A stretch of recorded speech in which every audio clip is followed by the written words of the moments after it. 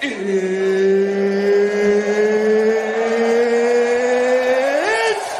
time!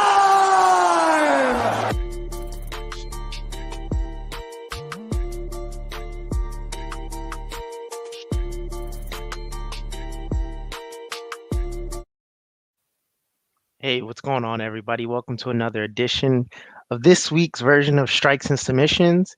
My name is Dorian. Here with my co-host Mike. How you doing today? Dorian, I am great. My week has been made much better by being on this show. Happy to be on with you, my man. Yeah, man, it's cool. It kind of breaks up the week. You know, it's a Thursday. It's not Friday, but like you still got something to get excited for. It's like the Friday of Friday the Eve. weekend. Yeah, we can call it that. So first and foremost, guys, we have a great episode to bring to you. A lot to recap. But first and foremost, make sure you follow TWSN on Instagram, Twitter, and subscribe to us on YouTube. Download the TWSN mobile app. Follow me here. All of that. All in one motion, one swipe if you haven't already. If you have, keep thumbsing up, keep commenting. We appreciate it. And let's get started. So, it feels like so long ago, but just last week, you know, boxing legend Clarissa Shields makes her MMA debut in PFL. She goes up against Brittney Elkin. She gets the third round stoppage. The fight was looking a little iffy up until then. Mike, how'd you enjoy seeing Clarissa in the octagon? It was a solid showing. I had Brittney Elkin up 2 rounds, and then obviously the third round, Clarissa Shields got the stoppage. This was expected. I think everyone expected, you and I included, that Elkin was going to go in there, try to grapple with her, keep her on the ground, make it difficult for Clarissa Shields to get up. The first round, it was very hard for Clarissa Shields to get up and be the striker that she is. The second round, though, things started to change once Elkin was able to get her up against the cage like she had in the first round. But this time, Clarissa Shields was able to get up, stand up, disengage, and start striking again. I think mentally that was a big factor for Elkin's struggles because Elkin, the first round, she pulled guard several times. She mounted Clarissa Shields, pushed her up against the cage. She was in control on the ground. But look, when it comes to Shields, if you give her just a little bit of room to get out of any precarious situation, she will. Before the show, you and I were kind of talking about the fight a little bit, and that armbar. Clarissa Shields, about 2 seconds into that armbar, she was able to push herself out, and then that was it. That was pretty much how the fight ended. Yes, it went on to the next round, but the fight was not the same after that for Brittney Elkin. And again, I have to give my hat off to not only Clarissa Shields, but to the matchmaking of PFL. I thought it was well done because you're putting Clarissa Shields in there with someone who has struggled, but is a brown belt in Brazilian Jiu-Jitsu. So Brittney Elkin showed she's no scrub on the ground, but Clarissa Shields, she's an Olympic boxer, and she's also an elite striker too. Any advantage you give her, she's going to make the most of it. One other thing I want to point out, I was impressed with how PFL presented their broadcast, and I have been impressed with how they have presented their broadcast because to me, right, if it's my first time seeing Clarissa Shields, I want a quality broadcast, and PFL has done this since 2019. I think they're doing a great job of promoting their fighters. They even had punch speed or striking speed. I didn't know that gets clocked, but apparently it does, and Clarissa Shields, a lot of her strikes were 18 miles per hour. So it was overall great broadcast. I thought Clarissa Shields, she was tested, but answered the call. Yeah, I like the way PFL does it. They have like arm strikes, leg strikes, and like takedowns and stuff. And like you said, strike speed and things like that. Really, it's a different dynamic that we usually get, which is just like significant strikes and then takedowns. But yeah, man, Clarissa looked good. I'm not gonna lie. When she got taken, she came out, you know, she's real strong on the feet. We knew that, but then Elkin took her down, and everybody's like, "Oh boy, here we go. Here's where we see what every boxer turned MMA fighter's worst nightmare is, a takedown." So she gets taken down, she gets controlled all first round. It looks bad, but she limited the damage that she took. It wasn't close to being stopped at any point. So she goes back to her stool round two. Same thing. It looked real bad. It's like, man, they've been hyping the hell out of Clarissa Shields. Obviously, she's accomplished in boxing. I'm not taking that away from her, but PFL specifically has been hyping her. They moved this to the main event, and she's just getting ragdolled right now. But end of the second round, that armbar, she almost got armbarred, but showed composure, and that was the most important thing that Clarissa Shields did in this fight for me personally. I think her composure, being that she is a high level athlete, I'm sure she's been punched in her face before and gotten hurt, or maybe a liver shot, a kidney shot, and gotten hurt before, and had to kind of fake the funk and put her poker face on. She gets put in an armbar with 30 seconds left in the round. She reverses it. Now she's on top, pounding Brittney Elkin out. And it's like, whoa, that's something that we see high level MMA fighters struggle with, getting up. And then once you get up from the ground, more so, what do you do now? Are you just waiting and hoping you don't get taken down again? Or are you going to be on the offensive trying to finish the fight, which Clarissa was? And then in the third round, obviously, she comes out. Elkin's gassed at this point. Clarissa's cardio was amazing. Also, that really impressed me. Given how in boxing, I believe she does 2-minute rounds, and in MMA it's 5-minute rounds, so it's over double the time she's used to being in per round. Obviously, the whole fight was only 15 minutes, but she got the stoppage late. Pounded her out, grinded it out, and she even said in the post-fight interview, I don't know if you remember, her coaches were saying, "Hey, let her up," and she was like, "Nah, I'm not letting her ass up," and she's just swinging, swinging, and it was just a feel-good moment. It's good to see, Clarissa be successful in MMA thus far. Obviously, we know the path she's headed on is to fighting Kayla Harrison. That's no surprise what PFL is doing. But hopefully, we continue to give her opponents of either her skill level or equal, or a little bit less or a little bit more. We don't want to throw her in there with a veteran who's 10-1 at this point in her career because it won't be fair. But other than that, was really glad to see uh, PFL do something special with a woman from boxing, bringing her over, promoting her, hyping her, and she performed, lived up to the hype. So shouts out to Clarissa Shields, aka the GWOAT, greatest woman of all time. I like saying that. Sounds cool, GWOAT. Uh, but yeah, moving on to another event we had Bellator 260. Now, Aaron Pico got a nice submission. I saw me and you were both live tweeting. It's a great fight. But I want to talk about the main event. You've got Dynamo, which I'll let you say his name, against Yaroslav Amosov. yeah, against Douglas Lima. Now, Lima's the champion for you guys who don't know. He's one of the faces of Bellator. Dynamo is just coming in. I think he had maybe 400 followers on Twitter before the fight, not verified at all. Just completely under the radar. Lima's supposed to sweep this guy up and then rematch MVP. That's what they were trying to do, it seemed like. This is, in March Madness terms, this was a bracket buster, Mike. And I'll let you take it away, but just rinse and repeat, take down, beat down. Lima got Khabib'd, if we're being honest. But what'd you think of that fight? It ruined my Friday night. I'm just going to call a spade a spade. It did. It didn't ruin my night because of the quality of the fight, because I thought overall it was a pretty solid fight. Was it the most entertaining? No. But the reason why it ruined my night is because I am so used to Douglas Lima, the phenom, being able to fight back and fight through adversity. In this fight, he just accepted his position on the ground. He tried to stand up a few times, and even when he was standing up, he wasn't trying to circle out and get his strikes off. He was more so just staying in the pocket, which just opened up a lane for Yaroslav Amosov to either body lock him, work a single leg, even a double leg, and get him down. That's all Yaroslav Amosov did.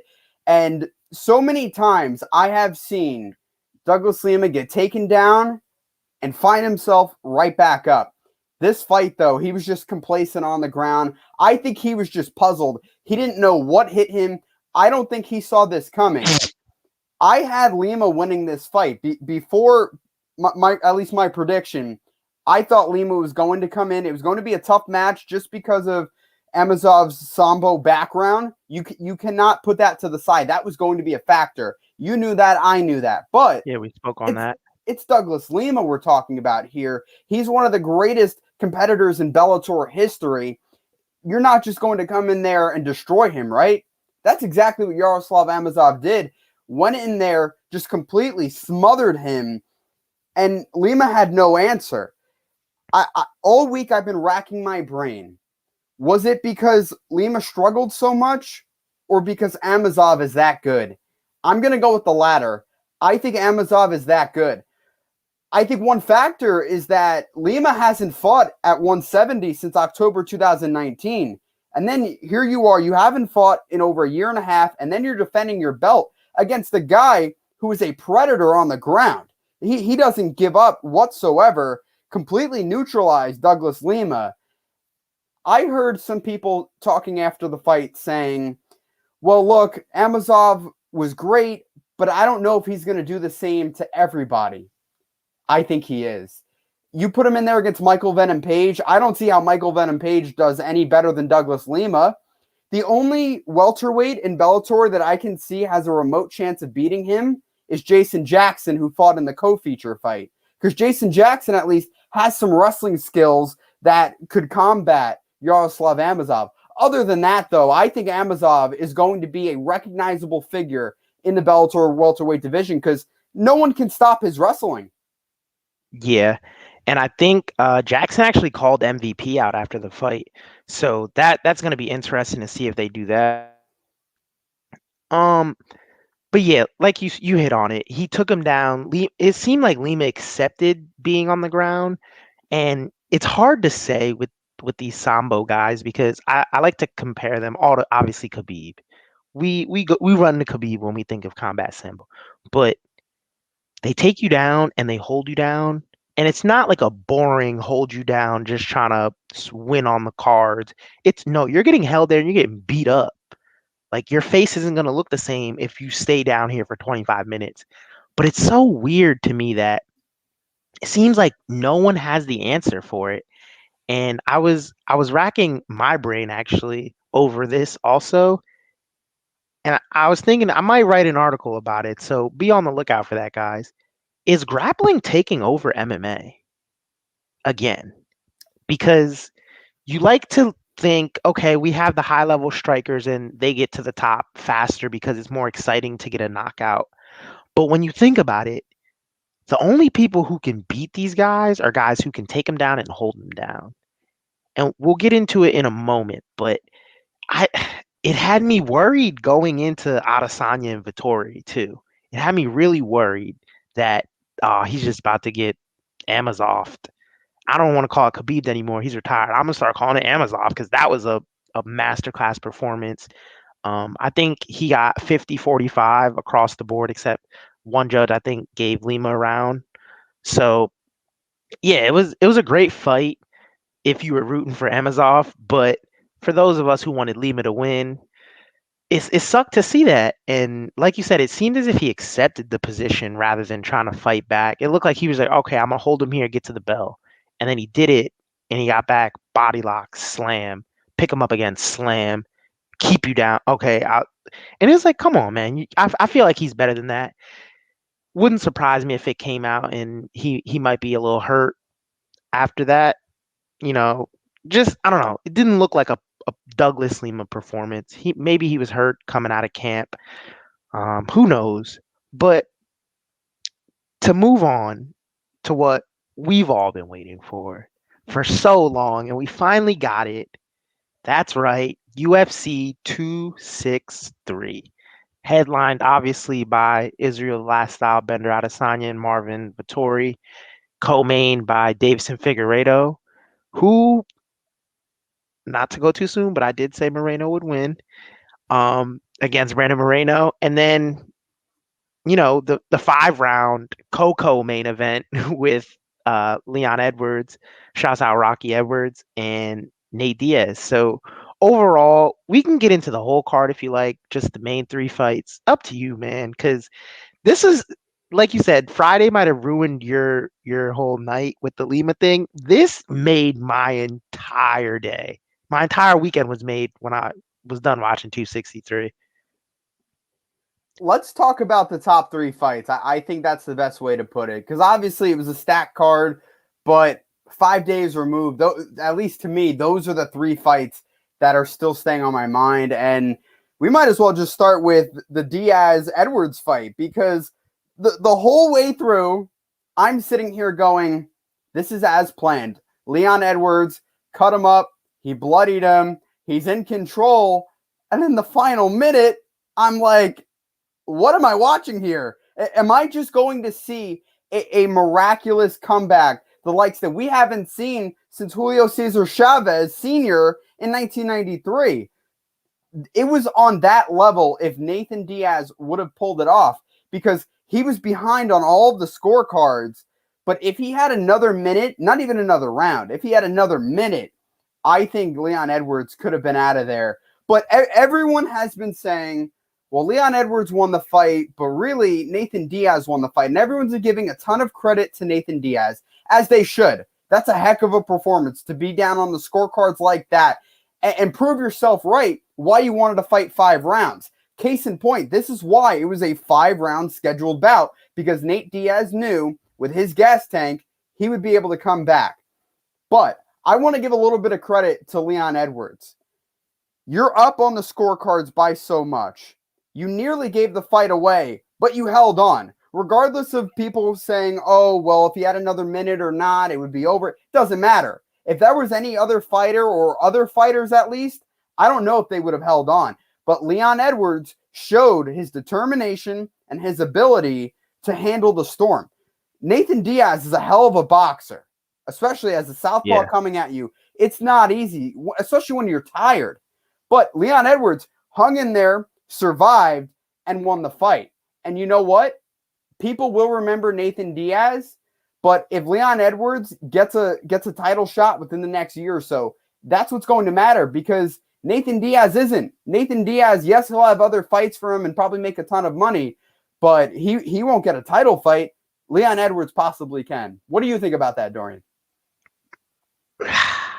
You know what I think, man. I've been leading the Leon bandwagon for a while now, I feel like. And yeah, the talk going into the fight was if Leon looks impressive enough against Nate, then he'll get the title shot. He'll jump Colby, you know, and that was fair. Now, the talks coming out of the fight are, oh, Nate Diaz had him rocked though. And it's like, yeah, he did. But what else? And it kind of stops there. And that's the issue with people. And I don't know what it is because it's no longer a lack of coverage. Leon Edwards is now a star. He just beat Nate Diaz. Everyone knows Nate Diaz. Nate Diaz is a superstar. So it's not, I don't want to say it's lack of coverage. I don't know if it's lack of just overall MMA knowledge. Maybe you're not familiar with him. You know, he hasn't headlined too many events, so you may not have seen his face on a poster. I don't know what it is, but everybody is talking about the last minute of the fight. Oh, if Nate had another minute, and if Nate, and it's like, fam, the fight was 5 rounds already. Leon beat, and I say this with all due respect, I'm a huge Nate fan. Leon beat the snot out of Nate Diaz for 23 and a half minutes. Now, take with that what you will. I'm all for Leon getting a title shot right now. If you want to put Colby in there, I think Leon sits on the sideline for his title shot. I don't want a lot of people are saying match him up with Masvidal. For what? That 3-piece Minnesota thing was a big thing, but at this point in both of their careers, they're on like different trajectories, in my opinion. Masvidal just got back-to-back title shots. So if he beats Leon, are you not going to put him in there again? Like, you can't give him a third title shot off that. And if Leon beats Jorge, then okay, he's in the same spot he is now. I feel like he's in the catbird seat for the title shot. But overall for the fight, just like we called, a lot of elbows, just stand up. Leon had a nice couple like tie sweeps, very, very, very, very disrespectful. It's not something you see a lot in MMA because it's like when you do it, it's like you're kind of like when you push your little brother down and you look at him like you can't do anything. So he foot swept Nate twice, I think, two or three times, and what do you want me to say? Leon's the man. If you want me to throw flowers on Leon, I can do this all day. What I will say about the last minute of the fight, he said in a few interviews after that he looked up at the clock, saw a minute left, knew he had the fight. He's like, okay. Kind of checked out a little bit. And he also mentioned that he does that in training a lot. He'll look at the clock. Oh, there's 30 seconds left. All right, let me just cruise this last 30 seconds. I don't think that's a great attribute to have. And I really, really, really hope he fixes that because that can get you caught. Because if that's Usman hitting him like that at the end of a fifth round, I don't know if you're still standing. And credit to Leon, a lot of people are saying obviously he got wobbled. It was the hardest shot in the fight. Blah blah. Blah. Nate won the round off that, which in my opinion is a little crazy, but I get it. Other than that, Leon hasn't ever been caught like that in his career that I can think of. Obviously, he lost against Usman, but Usman didn't hurt him. It was more of a grappling loss. So to see him hit the only chink in his armor you've seen of him in the last 5 years is Nate Diaz catching him in the last minute. Kudos to him because that's elite. And Nate Diaz, obviously, like you said, if he had another minute, yeah, he could have did a lot more with it. But if there was another minute, I don't think Leon would have checked out at the same time. So that's my take on it. I think he should take some time off, not too much time because we want to see him again. And if Usman Colby happens, then let them fight and just fight the winner. I think he has the catbird seat. He has the next title shot, in my opinion. Um, moving on to the next fight, I'll be quick. Brandon Moreno, Davison Figueredo. I did call Moreno winning. I thought it'd be a decision. I didn't see a way in which he'd finish him. But one thing, I'm not here to toot my own horn, even though I might. But Moreno looked so much calmer and so much better than Figueredo. And not that Figueredo looked bad, but it was just like when you realize Moreno was just walking through his punches and walking him down almost. And I'm like, man, I thought Figueredo was the power puncher. Usually it's the other way around. But yeah, man, I think he just outboxed him, got his back, choked him out. And credits to Figueredo for giving him a lot of props after the fight, picking him up. That was huge because they were having a lot of back and forth all week, but all camp, excuse me. But how'd you like that fight? It was very entertaining. I was shocked because I had Figueredo winning. I thought Figueredo was going to knock him out. And you know what? I'm not ashamed to say it. I know in defeat, everyone likes to forget about what you did in the past, but Davison Figueredo proved a lot of people, I guess, right leading up to this fight as to why they picked him. But in that regard, I think you have to respect Figueredo, but you also have to respect Moreno. That goes without saying. He's the champion for a reason. I did not see a way that he would be able to submit Davison Figueredo because Figueredo is as skilled as they come wherever the fight goes, whether it's on the ground and it's submissions or striking, it doesn't matter. That's how good Davison Figueredo is, and he was the champion for a reason. But Brandon Moreno, when he started copying Rose Namajunas before the fight and saying, I'm the best, I was like, oh, this is going to be a good scrap. And it was. I think, Dorian, whether you picked Moreno or Figueredo, whoever you had, at the end of the night, you were happy because it was a heck of a fight. I think that's all people wanted. Was it a fight of the year candidate? I don't think so. It definitely wasn't as good as their first fight, nor Yeah. should it be. That's such a hard thing to attain again. But Moreno, he leveled up. I thought if anyone was going to be able to kind of unlock that key and kind of master their craft and get better, it was going to be Figueredo because one, he's the champion and he has more experience under the spotlight. But Moreno, it didn't matter. Moreno, his wrestling, it showed. His striking, I saw a lot of improvements in his striking as well in the span of 6 months. But at this point in time, I don't think we're going to see an immediate trilogy. And I think the reason why is because I think you have to pay a little bit of respect to Brandon Moreno. I don't think it's fair to him to just automatically shove Figuerato in there. And also, Figuerato's issues making weight, I would like to see him at bantamweight. I think there's a good chance, although he's not the biggest bantamweight in the world, or at least he wouldn't be, I think Figuerato could compete for the 135 title. So I would like to see him try out 135. And Moreno, there's other fights for him. Askar Askarov, whether Cody Garbrandt, you want to bring him down or not. Personally, I wouldn't because he's coming off a loss, but there are options out there for Brandon Moreno. This card just got booked, by the way. What card? Askar. Oh, Askar. Okay. Yeah. That's so right. He's right. out the picture. But I'm sure there are other people that you could put in there because the flyweight division 2 years ago, it was quote unquote dead. Now it's thriving. There are options out there. So I do think there are a lot of good things to do. But in closing for this fight, I would just say Brandon Moreno shocked everybody. He shocked Dana White. He shocked me. I didn't see a way that he was going to win this fight, but he did.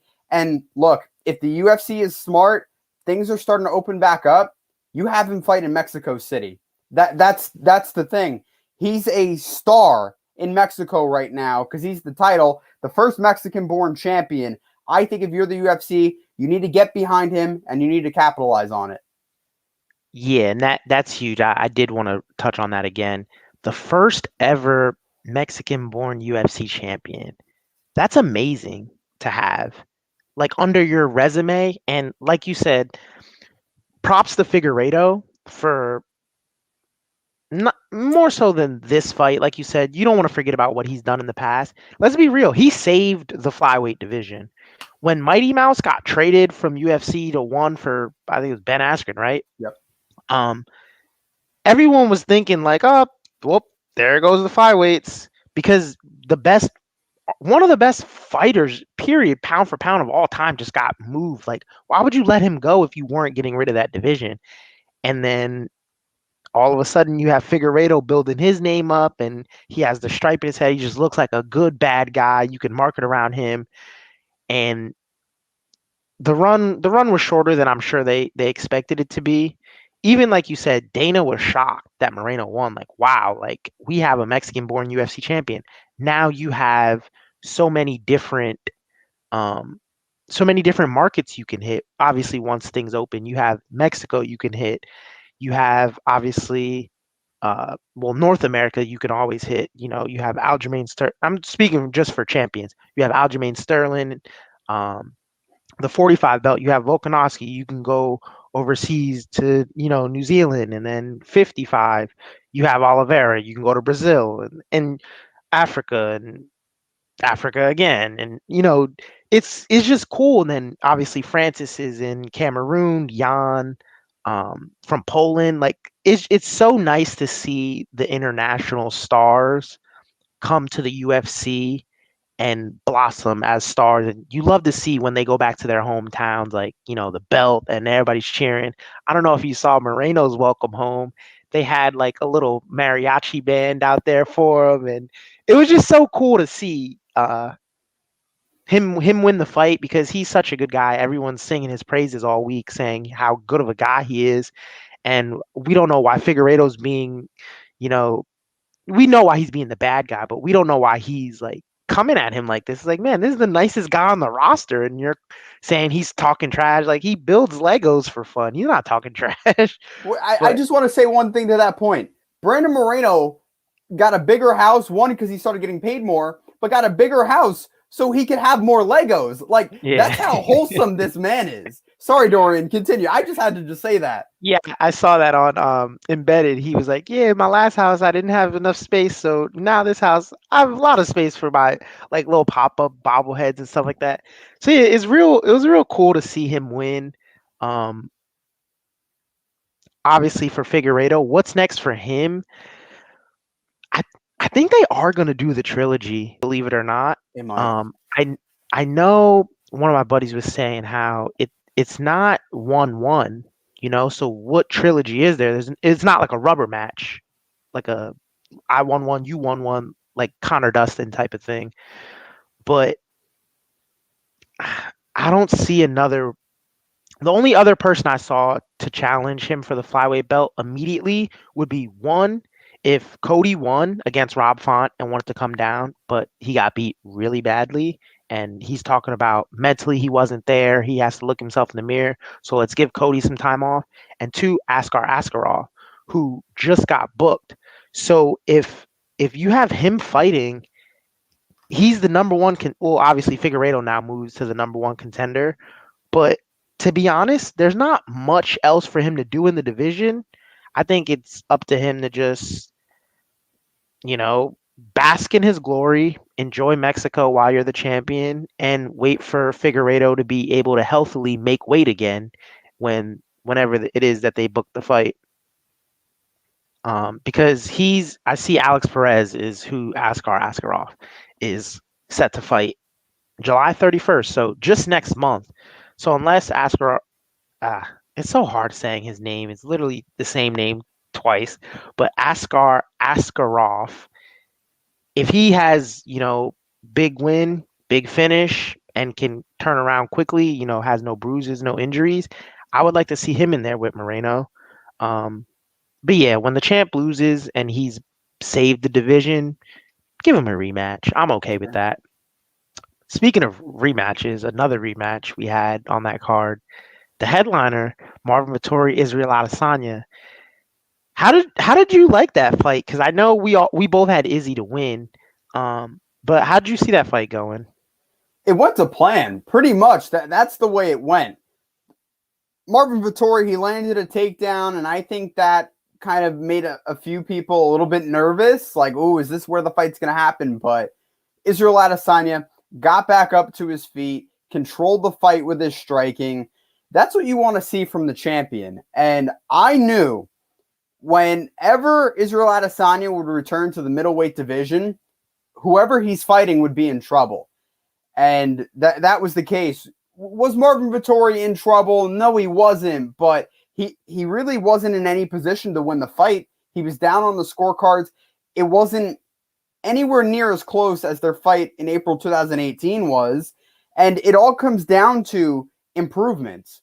Yes, Marvin Vettori has improved as a fighter since then, but Israel Adesanya went from fighting his second fight in the UFC and being a nice prospect to being a top 5 pound-for-pound fighter and one of the greatest middleweight champions of all time. The fight itself, was it the most entertaining war? No, it wasn't. But Israel Adesanya did what he had to do. I thought, and I include this as part of the fight, I thought his walkout, it was phenomenal, how he honored his friend. I thought that was a beautiful touch. And then even after the fight, how he honored his friend as well. But everyone, when it comes to entertaining, they like to go to Conor. And I understand it. Conor is a very entertaining guy. But I think we need to give a nod to Israel Adesanya. He knows how to cut a promo.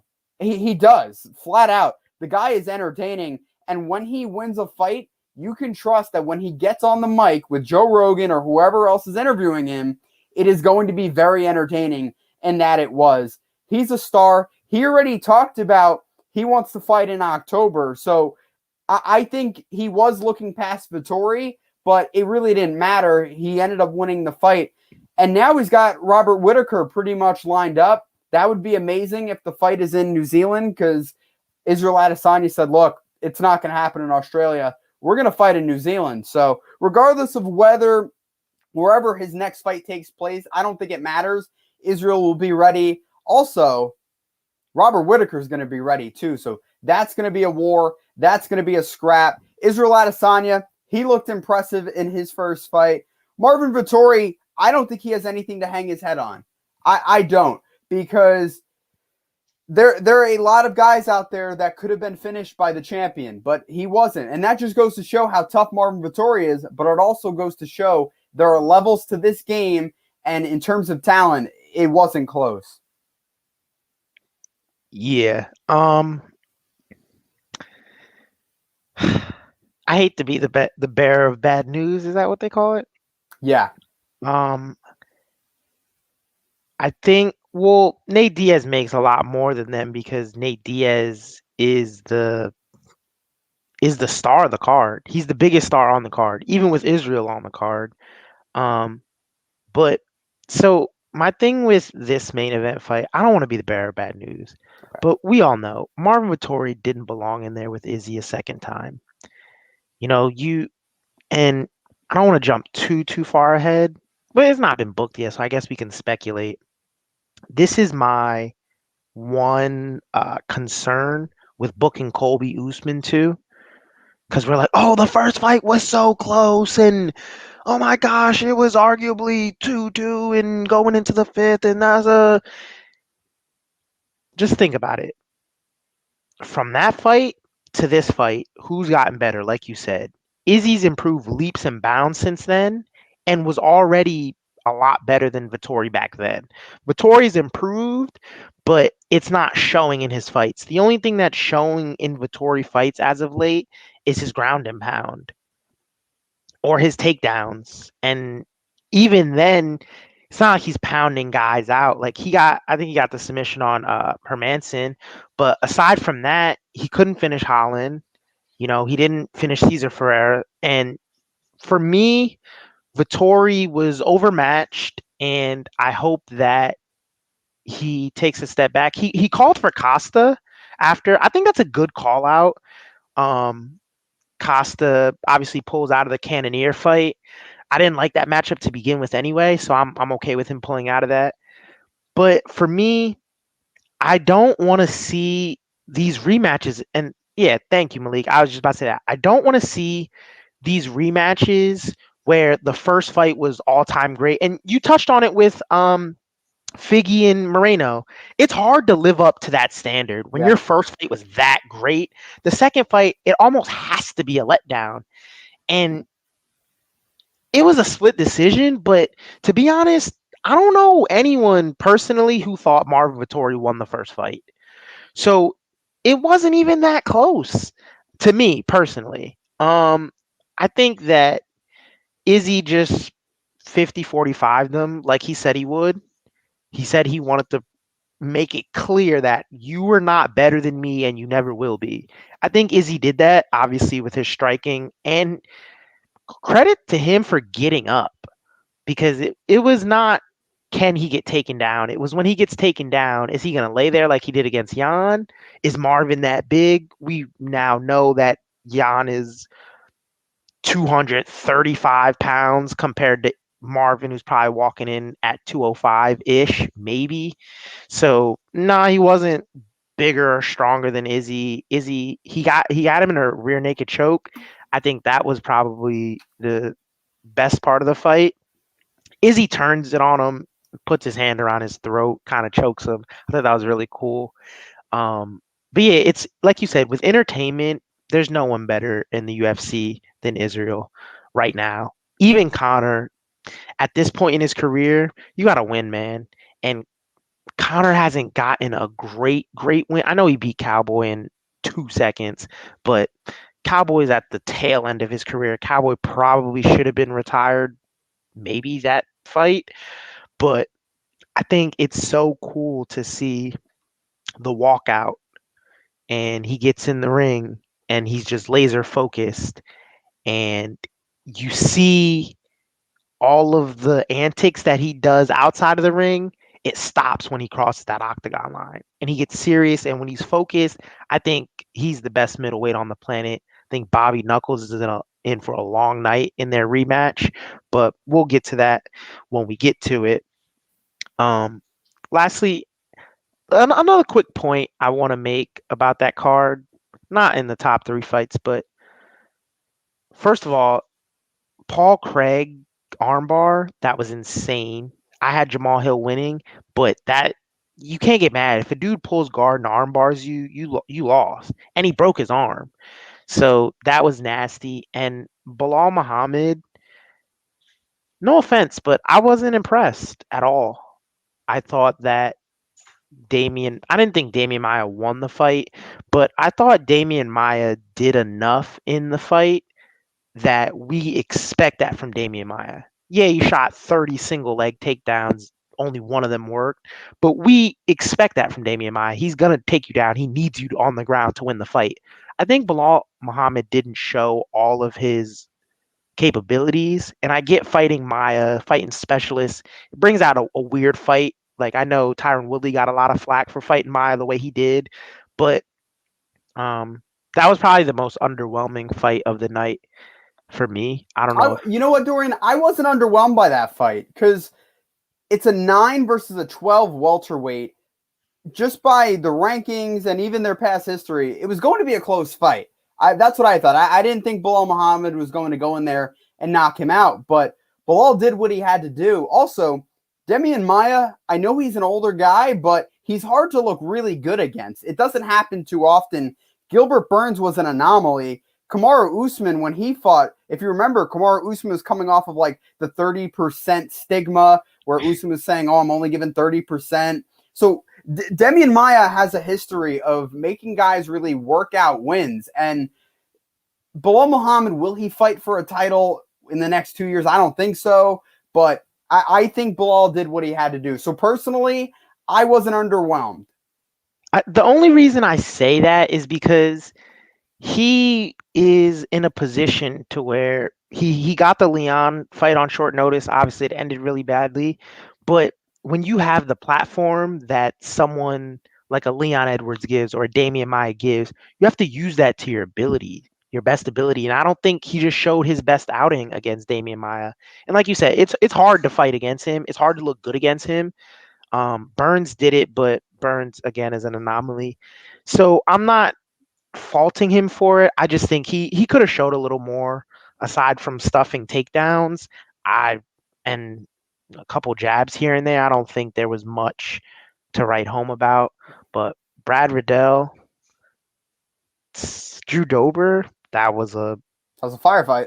that was everything we thought it would be and more.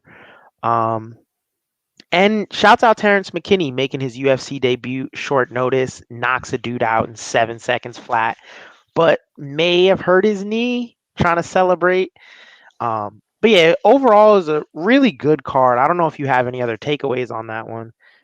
Um, I'll say this. My heart stopped when Terence McKinney came up limp after jumping off the cage. Well, when I went back, though, it wasn't as bad of a jump as Michael Chandler's was at UFC 257. But still, I don't like when fighters jump off the cage. But to get to the fight itself, though, that was a fight that I knew there was an inherent risk because of McKinney's striking ability and LFA. But I just thought, look, he fought last Friday. He's having 8 days in between. He's going up against an experienced vet in Matt Fravola. He's going to be in for a tough night. I was wrong. But you know what? I'm not mad because, look, you're making your UFC debut. I don't think anyone saw that coming. So I'm willing to be wrong on that one. yeah, no, for sure. There's a couple of fights on this card I may have picked wrong, but at the end of the day, I'm okay being wrong as long as it's a good fight. That's the main reason I'm upset about the Damian Maia Bilal thing because I picked Maia to win, and I'm thinking in my head, like in the back of my head, like did Maia just win this fight? But he didn't. Um, but yeah, moving on to this week's upcoming fight, the main event, 50K baby, Dan Ige against the Korean Zombie in a main event, and now it's important to note Korean Zombie said, I was trying to push for a co-main event because I only want to fight for 3 rounds. So already in the back of my mind, I have his cardio is an issue. But at the end of the day, he did just come off of a 5-round beating Ortega put on him. He got beat badly. And I never thought Ortega could strike with Korean Zombie. But yeah, man, that was exceptional. But who do you have winning this fight, and how do you see it going? I have Chan Sung Jun winning this fight, or the Korean Zombie, as he's known. And Malik, I put it up earlier, but I'll put it up again. He has Davy Grant winning. I don't know if we're going to get that far in this card, but at least for the main event itself, though, the reason why I have Chan Sung Jung winning is because I think experience is key in this one. Danny Ige, yes, he is very hot. He's 15-3, coming off of a 22-second knockout against Gavin Tucker. And even so, I don't think, if we're really being for real about how long that fight was, it wasn't 22 seconds. They were Yeah. more so feeling each other out for about 18, and then Ige just dropped in there with an overhand right. I think it was the first punch he threw, too. Yeah. There might have been some feints if you want to count those, because there were feints, but I don't count those as real punches. The Korean Zombie, though, he's not Gavin Tucker. And I don't say that disrespectfully to Gavin Tucker, but the Korean Zombie, he's a killer be killed type of human being. I know a lot of people bring that up about Nate Diaz. Chan Sung Jung, yes, he's 3 for 3 in his last 6, but to me that doesn't matter because part of his last 6 fights dates back to 2013. So for one, he hasn't been overly active just because of his commitments to his home country in South Korea. But nonetheless, when the Korean Zombie is in there, he is in there for a fight. And I just think overall, I think he's a better fighter. Yes, Dan Ige is a black belt in Brazilian Jiu-Jitsu. Yes, he is a collegiate wrestler, and he's terrific on the ground, and he's a solid striker as well. But Chan Sung Jung was a win away from fighting for the title. Let me repeat that. Had he defeated Brian Ortega back in October, that would be his spot against Alexander Volkanovski, not Ortega's. But he lost the fight by unanimous decision. He was elbowed really early on, and I think that just changed the entire fight. It really, whatever the Korean Zombie tried to do after that point, it didn't matter because Ortega just matched him. I think the Korean Zombie will learn a lot from that loss, and I think he will put it into good use because Ige, yes, he's a solid fighter, but there were some flaws in that Calvin Kattar fight. And to me, Calvin Kattar and the Korean Zombie are in the same ballpark of where they fall as featherweight contenders. I don't think that he's just going to be able to bounce back as much against the Korean Zombie like he would against Calvin Kattar. I think it's going to be very hard in the span of 10 months to make up all of that room, all of that ground, because the Korean Zombie, he's a great submission specialist. So I think if Ige finds a way to take him down, which he probably will, I think there's a very good chance that Chan Sung Jung will pull off a submission. So, I'm going to say my prediction right here, right now. I think 4th round submission by the Korean Zombie. I think Dan Ige, yes, he is very hot right now. There is a chance in the future could fight for a title or be a top contender, but he hasn't fought anyone quite like Chan Sung Jung. Sung Jung is a solid fighter all around. Yes, he's 3 of his last 6, but still, I think we got to put a little bit more respect on the Korean Zombie's name. How do you feel about this one, Dorian? Yeah, piggybacking off of you, he's 3-3 in his last 6, but okay, he got beat badly by Ortega in a stand-up fight in which we didn't really see Ortega standing with him. But against Yair, I thought he was winning that fight, and they got into some weird firefight at the end, just trying to give the fans something. Remember, Yair caught him with like an up elbow and slept him literally with 1 second One left. second. It's nuts. And you know what? So, sorry to cut you off. I don't really fault him for that because that was freakish. Yeah, Yair has some crazy striking patterns that he does, and it sucks that I don't want to jump the gun too quick, but Max pulls out of that fight. I wanted to see Max and Yair. That's a barn burner, and I hope they keep that fight together because I don't really want to see Max fight anybody else in the division if it's not for a title other than Yair. But back to the prediction. It's hard. I've been going back and forth with this all week, really. After 263, after I calmed down from the 263 hangover, I'm like, okay, what's next? My gut tells me Ige because momentum's on his side. I think he's the better pure boxer if they're just standing and boxing. When you include the kicks in it, that's when Korean Zombie is really gonna just start to separate himself. And You think that Ige is going for a takedown? I think this is going to be a primarily a stand-up fight.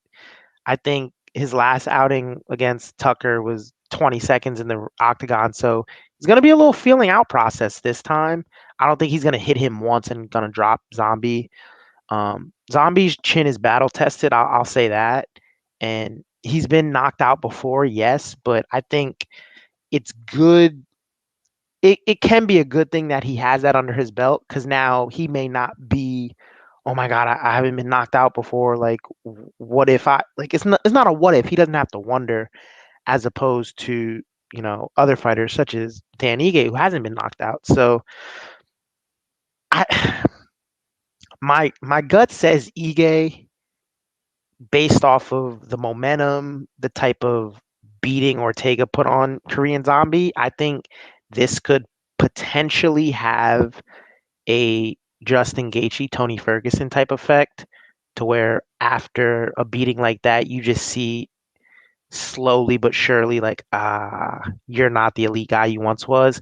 So that's what my gut's telling me. My mind is saying Zombie's gonna bounce back and beat Ige down for 2-3 rounds and then go for a submission.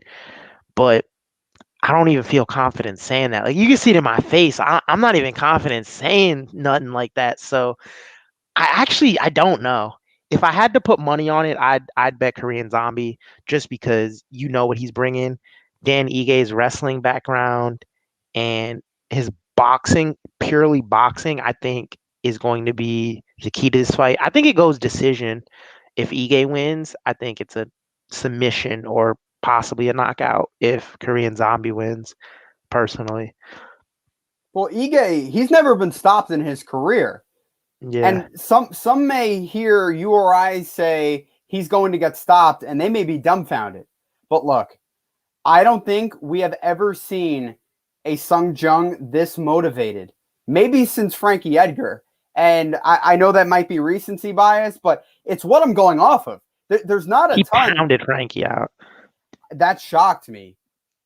And at that point in time, Frankie was coming off of a championship loss to Max Holloway. Frankie needed that win, and the Korean Zombie just stopped him in his tracks. That was just a bad fight all around for Edgar. It was in a foreign land. It just wasn't right. But everything favored Chan Sung Jung in that fight, and I think the same thing is going to happen in this go-around. Sung Jung has a lot to prove, and look, the way the featherweight division is right now, it's not a crazy thing to say that either of these two gentlemen could end up fighting for the title at some point in time because they're top 10 guys. They could easily do that.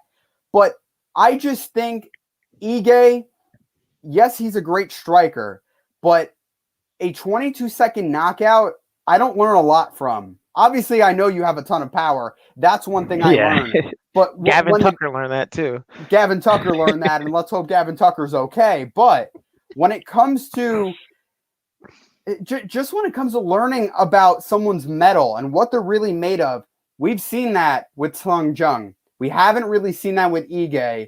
I guess the Cater fight, you can say that, but he didn't really rally in the Cater fight. I think Sung Jung has a lot to prove, and it's going to show. But nonetheless, though, I think this is going to be a competitive fight. It's going to be a solid fight. You could say that it is a little scary to hear Sung Jung not want to be a part of the main event. But I think when it comes down to stepping in the octagon and getting ready to go, touching gloves, getting into your respective corner, I think Sung Jung will be all but prepared. Yeah, and I'm glad you said that because I forgot I had said that originally. Matter of fact, I'm going Dan Ige. They're in the Apex fight night, so it's gonna be a smaller octagon. I'm just thinking it out in my head right now. Smaller octagon, Ige won't have to chase him around, and or vice versa. Zombie won't have to chase him around. I think those close combat exchanges favor Ige. I think if they're at a little distance, it favors Korean Zombie a little more. But man, yeah, the cardio thing is weird for me. Like, why would you not want to go 5 rounds? I don't. Me personally, I mean, I get maybe you just don't want to. You might not get paid as much. Like, hey, I get paid the same as a 3 round as a 5 round. I might as well just fight three. But just the exposure with being the main event. Your face is on a poster. You have, you know, everyone watching the card for you. And a lot of times, if it's on ESPN, it's like, man, this is the worldwide leader, and you're fighting as a main event on there. You press the TV guide, and your name is there. Like, I don't know why you wouldn't want that type of recognition. Um, but like you said, he's not a guy who's in the spotlight too much. He took I think it was 2 years off for military service in the prime of his career. So maybe this is the last run for him at the title. If he gets through Ige, gets through another guy or two, maybe we can put him in for a title. But I got Dan Ige winning this. Now, I'm glad you talked me into it. Well, it's a pick'em fight. So I think it's one of these things that you can't really go wrong with who you pick because you can make a solid case for whomever. But the thing is, though, I think from this fight, or at least the Ortega fight to this fight, Sung Jung stood in the pocket a little bit too much. And yes, the cage was just as small as it will be at the Apex.